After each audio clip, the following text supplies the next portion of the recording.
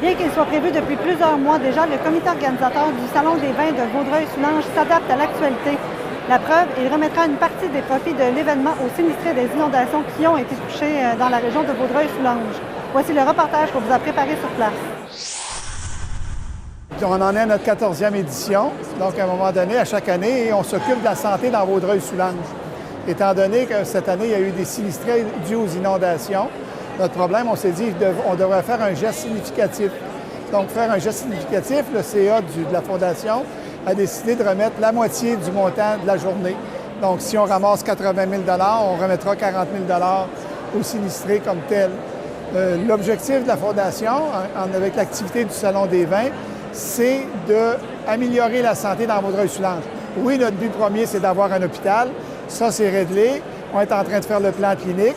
On devrait avoir notre hôpital vers 2021 à peu près. Et en attendant, ce qu'on fait, on s'associe avec des organismes du territoire pour lesquels on les soutient pour des causes de santé. Amélioration de la santé mentale, amélioration des repas dans les écoles, des choses comme ça. Ça va avec notre mission, notre vision et nos valeurs. Ce qu'on a décidé comme fondation, c'est de remettre 50 %. Là, on est en train de regarder, de trouver un organisme qui va nous permettre de faire la distribution. Et c'est sûr qu'on va tenir compte des zones sinistrées. On sait que dans notre territoire, ce qu'on voulait, ce qu'on veut toujours, c'est que l'argent recueilli dans Vaudreuil-Soulanges retourne dans Vaudreuil-Soulanges. Donc, c'est ce qu'on veut.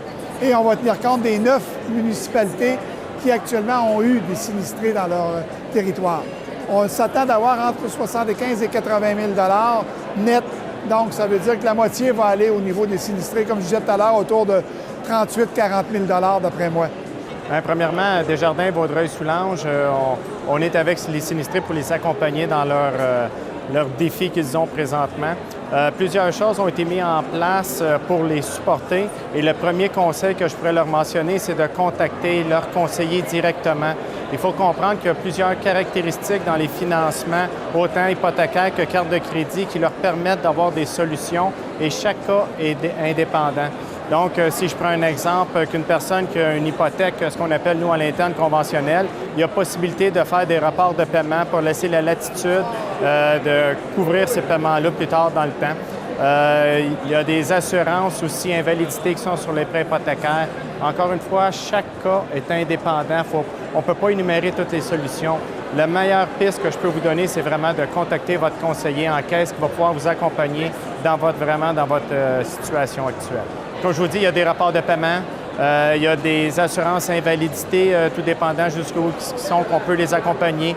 Quand ils sont assurés chez Desjardins Assurance Générale, ils peuvent faire une demande parce que quand les programmes du gouvernement sortiront, ils vont demander une preuve qu'on croit qu'ils sont assurés ou qu'ils ne le sont pas. Donc, les assurances vont leur fournir une lettre pour les accompagner. Comme je vous dis, il y a tellement de choix.